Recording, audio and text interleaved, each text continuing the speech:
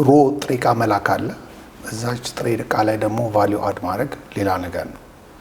ቫልዩ አድ አድርገህ ብትልከውም ስቲል ሽያጭ ላይ ነው ያለው። ከሱ ሁሉ ግን ሶፍት ስኪል ማለት የሰው ልጅ የክህሎት ካለበት አሁን ሪሞት ጆብስም ስላለ ስለሚፈቅድልን ኢንተርኔቱም ቴክኖሎጂ ስለሚፈቅድልን ሰው ልጅ ከቤቱ ሳይወጣ ከሀገሩ አይደለም ከቤቱ ሳይወጣ ብዙ ስራ መስራት ይችላል። በቅርቡ ለአካውንቲንግ ኦዲቲንግ ኳሊቲ ሪቪው የመጡ ሰዎች ባለፈው አመት አግኝቻቸው ነበር። ብዙዎቹ ከቤታቸው ነው የሚሰሩት።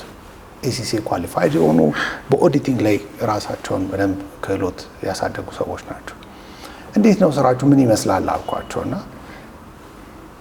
ዓለምን በሙሉ ነው የምንዞረው አሉን። ኮንትራክት ኤሲሲ ይሰጠናል። ለሳምንት ለሁለት ሳምንት አንድ ሀገር እንሄዳለን። ከዛ ማየት ያለብንን የኦዲት ፖይንቶች እናያለን። እሱን ይዘን ሀገራችንን እንገባና እሱን ጨርሰን ሪፖርታችንን እንልካለን አሉኝ።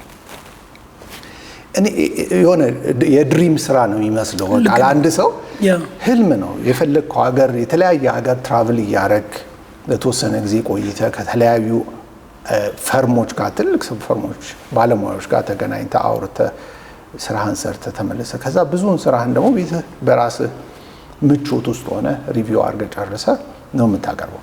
ይሄ አሁን በግሎባላይዜሽን ውስጥ እውነት የሆነ አዲስ የሆነ የስራ አካሄድ ነው።